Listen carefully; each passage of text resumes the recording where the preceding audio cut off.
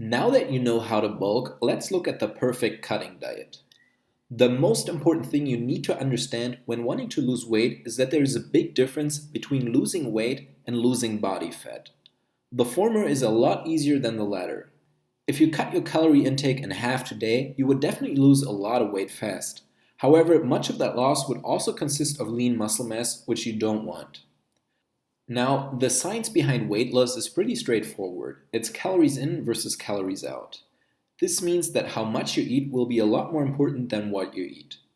Unfortunately, the rules for losing body fat are a little more complicated. Not only do you need to maintain a negative energy balance, but you also have to find the right balance of macronutrients. So when it comes to a successful fat loss diet, what you eat really does matter. To give you a clear picture of what is necessary, let's go through the most important aspects of your cutting diet plan step by step. Step 1 will be creating a calorie deficit. Like I said before, a calorie deficit is crucial for any type of weight loss. It is achieved by consuming less energy than your body expends on a daily basis. Introducing a calorie deficit is fairly simple and can be summarized like this. First, calculate your TDEE. Then, subtract a certain percentage from your TDEE to create a moderate calorie deficit for your cutting diet plan. And then, reach this calorie count by eating mostly healthy foods. As you can see, this is very similar to the process involved in creating a bulking diet. To calculate your TDEE, simply use the online calculator that I linked in the bonus lecture.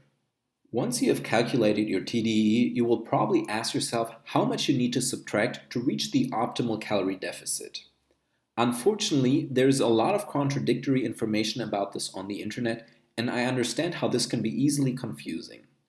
In general, there are three classifications of calorie deficits.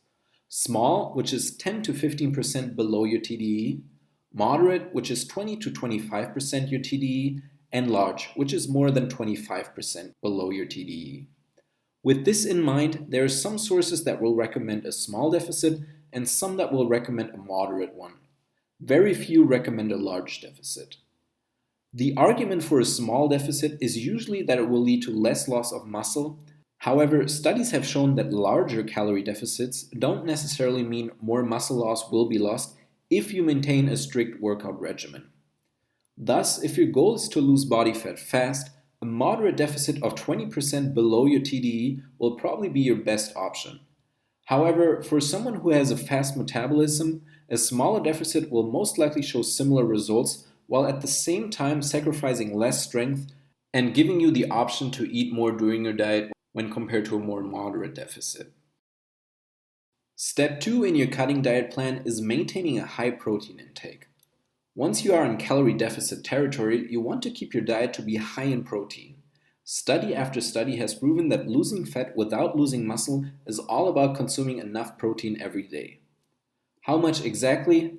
Like I said before, the sweet spot lies anywhere between 0.8 and 1 gram of protein per pound of body weight per day. If your diet involves a very large calorie deficit and you're already very lean, you might even want to go with 1.2 grams of protein, although for beginners 1 gram will be fine.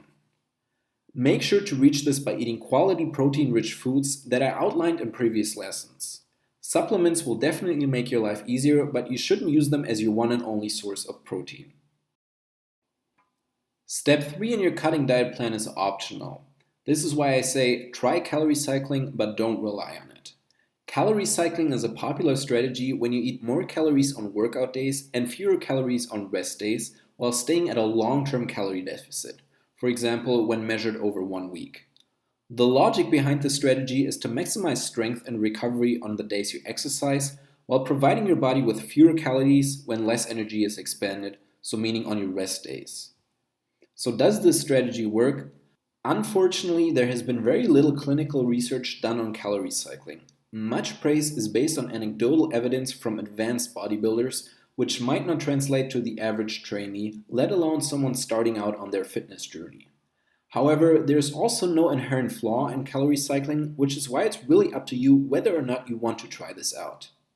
If you feel like adding another aspect to your diet, go for it.